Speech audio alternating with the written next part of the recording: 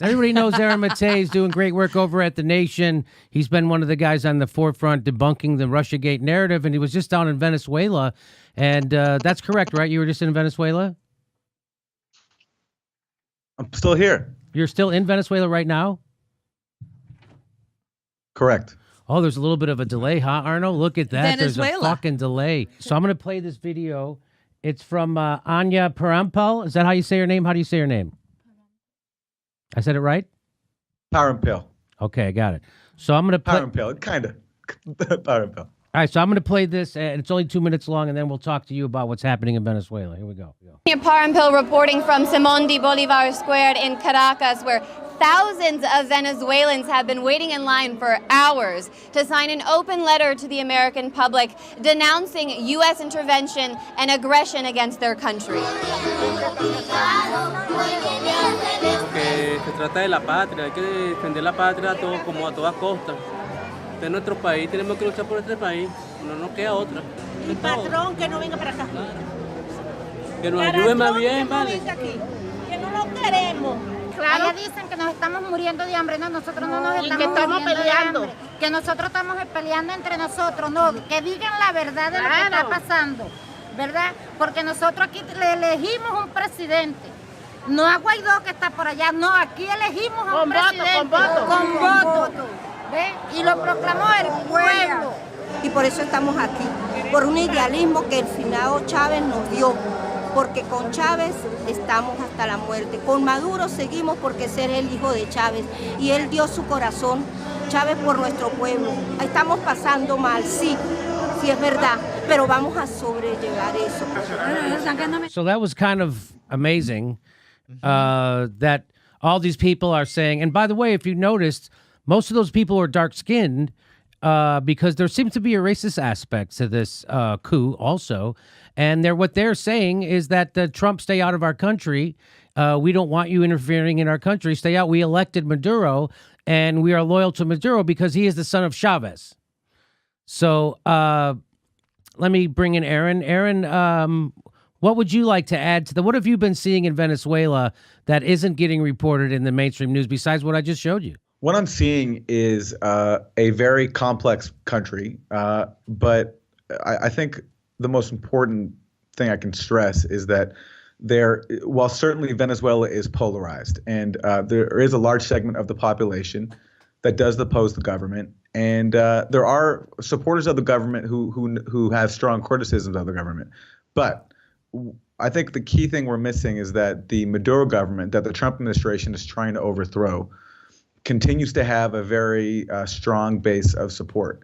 And that base of support, as you indicated, Jimmy, is based amongst the lower classes, people of a darker complexion, not the light-skinned professionals who have dominated Venezuela's opposition and its politics for years, and who have benefited greatly from the social programs that Hugo Chavez implemented and that Maduro has continued, and that the U.S. right now is trying to destroy. And I just came back from a barrio called La Vega, where they were having sort of like a community council meeting that was based around a drive to increase distribution of a program called CLAP, which is it basically gives a food box to families every month, and they're trying to increase distribution to twice a month to meet people's needs. And for all the talk we hear about Venezuela being a dictatorship, well, this was like a vibrant community gathering where people came together, and the mayor of Caracas was there, and people were first of all just talking about how much they oppose the U.S. efforts to overthrow their government, but then they were also sharing their complaints, whatever complaints they had, with the mayor, who was listening intently. And those complaints include things like we hear about. There are food shortages, there is trouble accessing protein and accessing protein affordably. These are real things in Venezuela. But this picture we're getting in the service of a U.S. coup attempt, that the country is in a humanitarian crisis and that it's living under a brutal dictator, it's again following a similar playbook that we always get whenever the U.S. is trying to target a government it wants to overthrow, which is trying to exploit and exploit people's in the West concerns for human rights and drum it up as a pretext to overthrow a government and and in this case, undo a government that is doing many beneficial things for its people and that has the support of a very large portion of its population. I'd say even a plurality that we don't hear from in the U.S. So that's the interesting thing. Like that I had it pointed out to me. First of all, thanks for doing that. Thanks for going to Venezuela. What made you decide to go down there? Well, after it became the latest target of U.S. regime change, I just figured it was the time to go. I mean, whatever criticisms there are of the Venezuelan government, it's like, I don't see what role I as a Westerner have in that discussion. I mean, that's for Venezuelans to have. I see it as my role to come down here and show the reality of a country that the U.S. where the U.S. is engaged in a pretty savage effort to overthrow the government. I mean, it's not just through recognizing this guy Juan Guaido, who's declared himself president. It's also by trying to cut off the country and basically suffocate it and make it submit to U.S. dictates via economic warfare, which actually began under Obama, but Trump has intensified that. And now, of course, there's even a military aspect to it with Trump threatening military intervention. So, as a Western reporter, I think it's actually the center of the world right now, because I think it's pretty clear why the U.S. wants to overthrow the government here. This is a huge this has the world's largest oil reserves in Venezuela. And in Venezuela, they tried to pursue a model where they try to use the profits from those reserves for the benefit of the majority of the population, not for the benefit of multinational corporations. And, Chavismo, the movement here, has been a huge inspiration, not just across Latin America, but around the world. And, it makes sense to me that a hegemonic power like the U.S., led by a bunch of neocons like John Bolton, would want to subvert it. So as a Western reporter, I mean, where else can I be? So I came down here with colleagues who are familiar to viewers of the show: Max Blumenthal, Ben Norton, and Anya Parampil, whose report you saw from Bolivar Square. So people don't realize that when the United States puts sanctions on a country like Venezuela, that isn't meant to bring democracy to Venezuela. What that's meant to be is to cripple their economy and bring that country to its knees so that they can install their own puppet leader like Juan Guaido, right? Exactly right. And this is the old playbook. They do this everywhere. Every time there's an independent force in a foreign country that's deemed to be a threat to the U.S. order, by which basically means a country that wants to choose an independent path, and that especially one that presents a model where they try to use their country's resources for the benefit foremost of their people, not their ruling elites and not of American elites. They are targeted, and one way to do that is through sanctions that basically help cripple the economy, get people into a desperate state. And then sow discord and try to foment a coup. And that's exactly like the playbook here. And it's exactly what the U.S. has followed all over the world, especially in Latin America. I mean, like the parallels to a place like Nicaragua are pretty striking. You have the U.S. refusing to recognize the elections of the government of the country that elects a government you don't like. So as the Nicaragua elected the Sandinistas in the mid 80s, now we don't recognize Venezuela when they elect Maduro. There is economic warfare, huge, cutting off the country from world markets, from loans, from the ability to be a part of the global system. In the 80s with Nicaragua, there was the Contras, which carried out a terrorist war, trying to make Nicaragua miserable. We don't see a terrorist war yet here in Venezuela yet, but yet we have people like Elliot Abrams, who helped oversee the terrorist war in Nicaragua, now being appointed the Venezuela envoy for Trump. And we have Trump threatening military intervention. We have reports about U.S. weapons coming to Venezuela. We have reports of U.S. military aircraft flying conspicuous flights.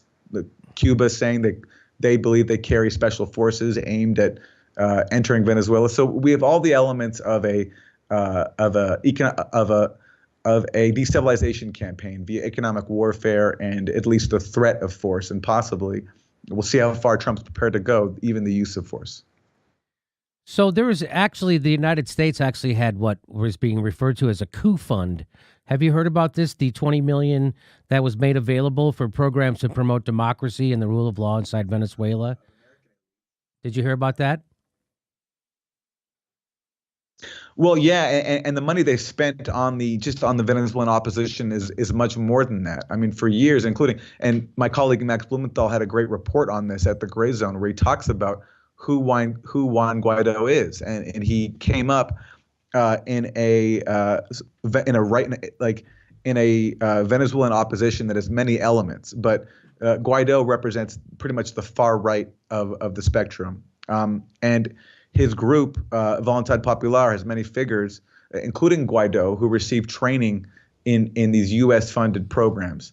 And it follows a similar playbook. It's always the same thing. The U.S. finds people who it can co-opt, who it can fund, and it showers them with incentives to basically act as clients in the government, in the country that the U.S. wants to destabilize, and install people more favorable to what it deems to be its interests. So are you, as a reporter, do you expect any pushback from the government on you going down there telling this story?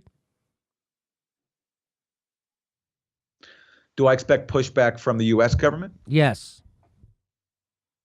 Or people like the German Defense Fund, or I don't expect any sort of government censure, because we're not a full-on police state yet, but I expect the usual. What do you call Facebook? What do you call Facebook when they deplatform people at the behest of the government? Social media and the government are hand in hand today. Don't you agree? That is true, and we're seeing more and more in that, and in that, on that note, I expect more of the same, which is basically when you are a dissenting voice, when you challenge the policies of the U.S. government and its allies, then you face the normal ways that people get marginalized for doing so. So you get ignored, you get smeared, you maybe even get censored. But it's our job to ignore that and to push ahead and to just be as objective as we can and provide people with the reality and the facts that are being denied the majority of the American population, because we have a media system that is not presenting an accurate portrayal of a place like Venezuela, simply because we have so many media outlets that fall in line whenever the U.S. government decides on a certain policy, especially if it's foreign policy, when it decides that a foreign government is now an official enemy. We've seen so many times the U.S.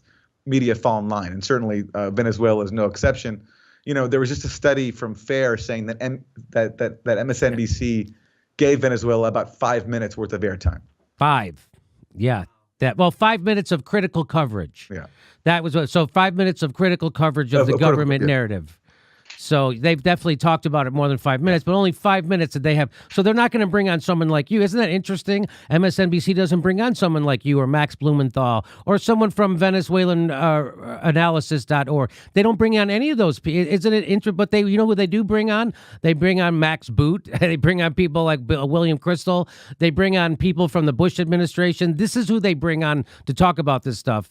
And that's why people don't know. Now, before you went down there, I had Abby Martin on our show and Mike Preisner, and they had filled us in on what was really kind of happening in Venezuela. Now, I'm sure you knew most of that stuff before you went down there. Now, did you go down there just to confirm what you already knew, or did you actually learn something new?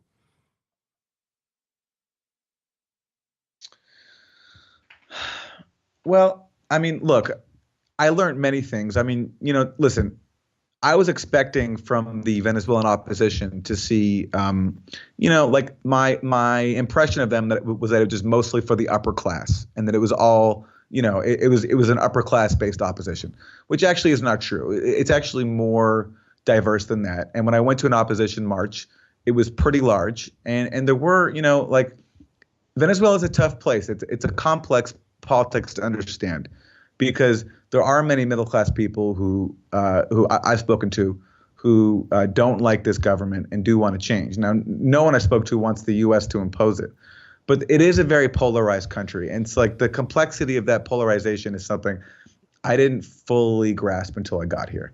But like all that again is for something for Venezuelans to work out themselves, and the best way they can work it out for themselves is with no U.S. interference, no U.S. efforts to impose a new government, and certainly no U.S. sanctions. And I think the desperation that I heard from some people who are just frustrated with politics in general, I think I can't separate that from a context in which you have the world's largest superpower making it really difficult, if not impossible, for their country to survive on the global stage, to function on the global stage, because Venezuela can't. It can't access its own money right now. It can't access its own company, its own state oil company in the U.S. It's having its gold blocked by England. When it does transactions, it can't do anything in U.S. dollars. And since the U.S. dollar pretty much dominates the world, it's very difficult. And it makes all the problems here all the more stark. And it's like you can go to any country and find serious problems. Right. I've been to Haiti. I went to Haiti in 2004, and I saw poverty I couldn't have fathomed. But the answer in Haiti was not to put it under even more U.S. strangulation, which had been the case in Haiti. The answer was to let it run its own affairs and to encourage dialogue between its political parties, not try to stifle it. And here in Venezuela, it's true that you have a Venezuelan opposition that does have, some support, but that opposition also has abandoned dialogue with the government. There has been opposition violence against Chavez and Maduro supporters that we don't hear about.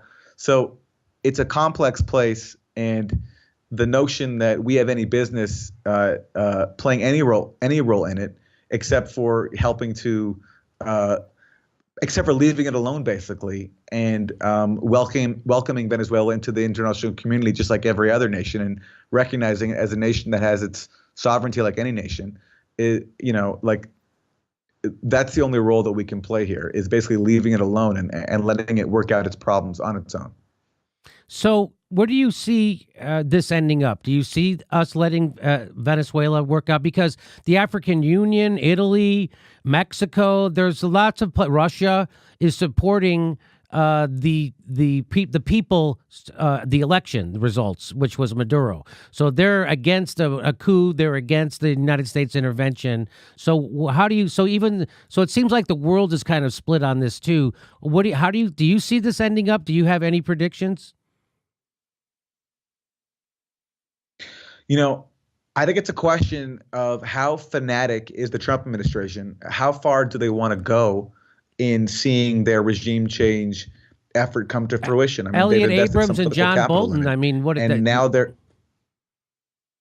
Elliot Abrams and John Bolton, right? Doesn't that tell you?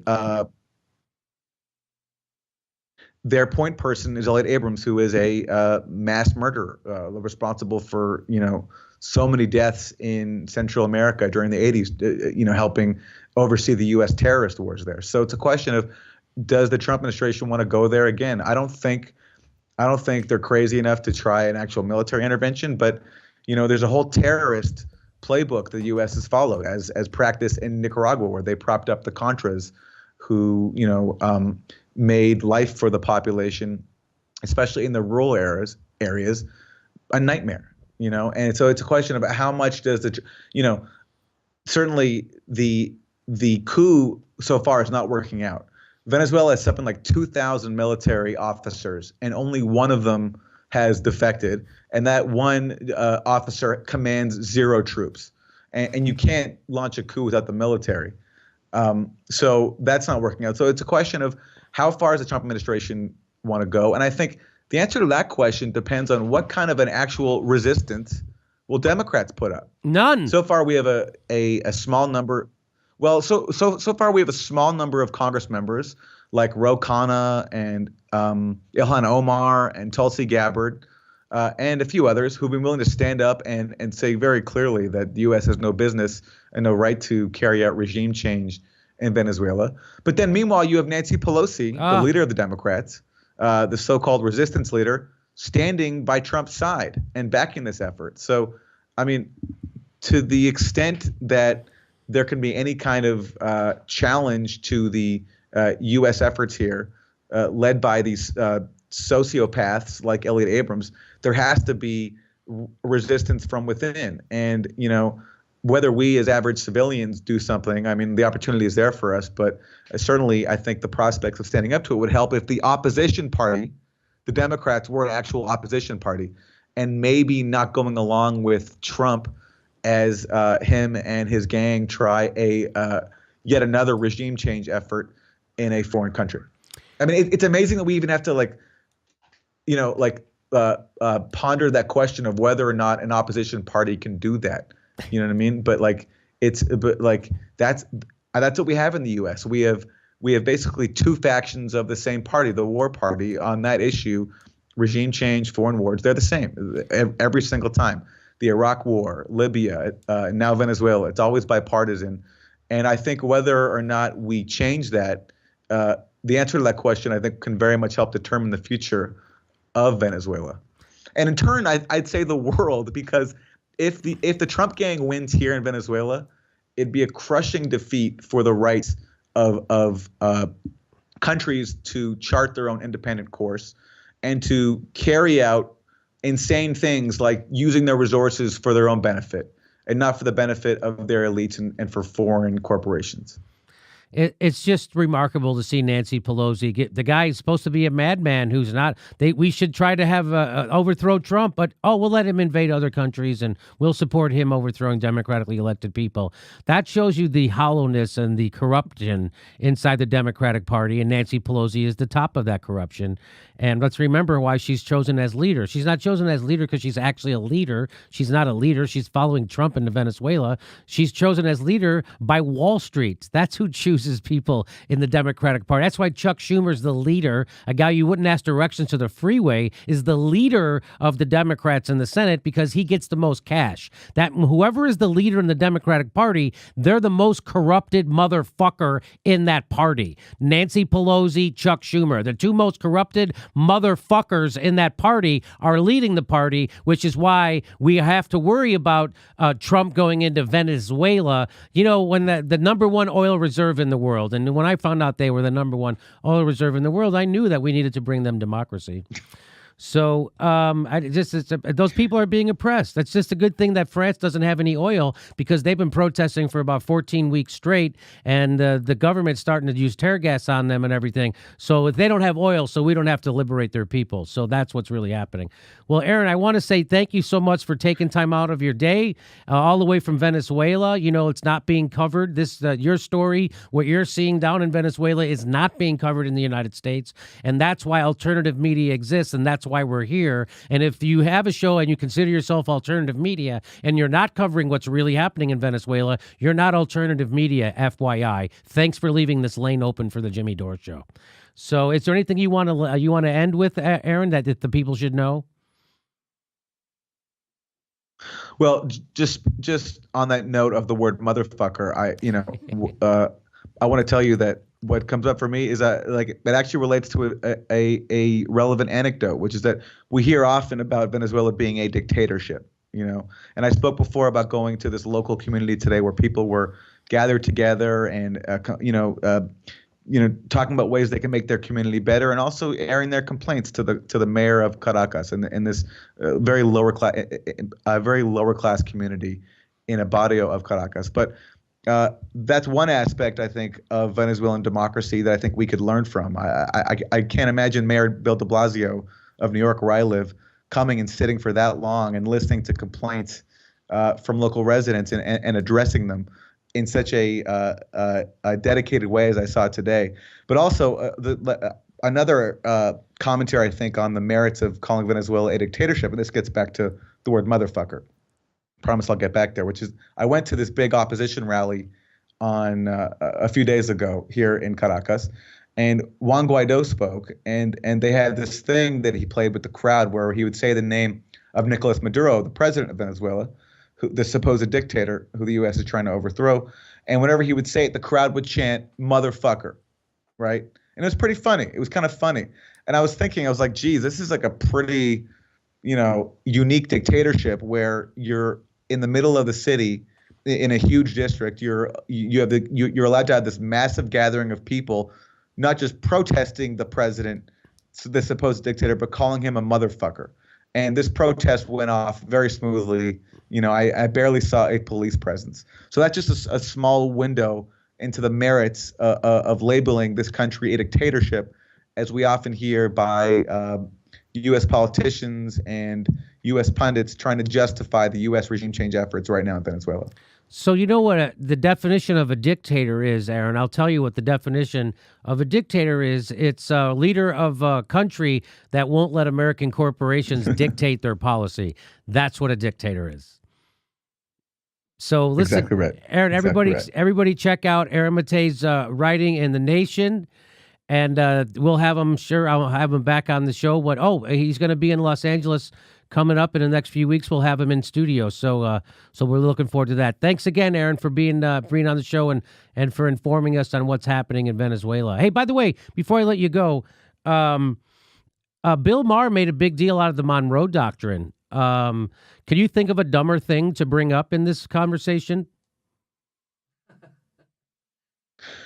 What did he say about Venezuela? It's our backyard. He said it's our backyard. What the fuck? It's another country. The fuck are you talking about? It's our backyard. So you know what else is there? Was Russia's backyard? The Ukraine, Crimea. That's their fucking backyard. How about that? We have missiles on their border. We have missiles in Russia's backyard. And this guy's anyway. So go ahead. That's what he was talking about. The Monroe Doctrine. Yeah, I mean, it just shows the sickness, like literal sickness. I can't think of a better term that infects the U.S. elite. Even liberals, or whatever you want to call Bill Maher, liberal bigots like Bill Maher, in looking at another country, a sovereign country, or in a part of the world, and calling that our backyard. Like sounding like an imperialist. Just like a rank imperialist, and repeating just like one of the most vile aspects of U.S. imperial dogma, going back decades now. And so that's who our liberal figures are. That's who we're getting our news and comedy from. And it's a reminder of why alternative media is important, and why people like Bill Maher, why elitism is a disease. I mean, imagine having that mindset where you could look at a foreign country that way. I mean, it's, so I'd urge Bill Maher to get help, and for the rest of us, just to turn that shit off. So one more thing before I let you go. Do you think it'll ever dawn on Trump supporters that he's actually, when he said he was going to drain the swamp, he actually found his cabinet at the bottom of that swamp? Because now he's literally taking people from the criminal Bush administrations that are criminals and murderers and putting him in his own administration. I'm talking about John Bolton. I'm talking about Elliot Abrams. Those guys by the way, Elliot Abrams already convicted. He had to get pardoned from Bush, the first Bush. So do you think they'll ever dawn on them that he is the swamp, and these guys are the worst creatures in the swamp ever?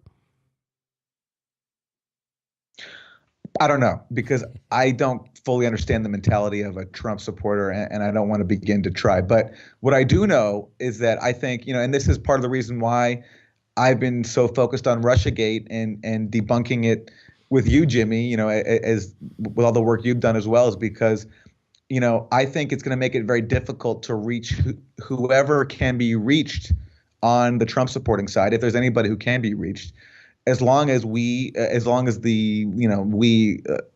by which I mean the broad left, anybody who basically doesn't support Trump, is obsessed with Russiagate and is convinced that he's a Kremlin agent and that he conspired with the Kremlin and that's going to bring him down.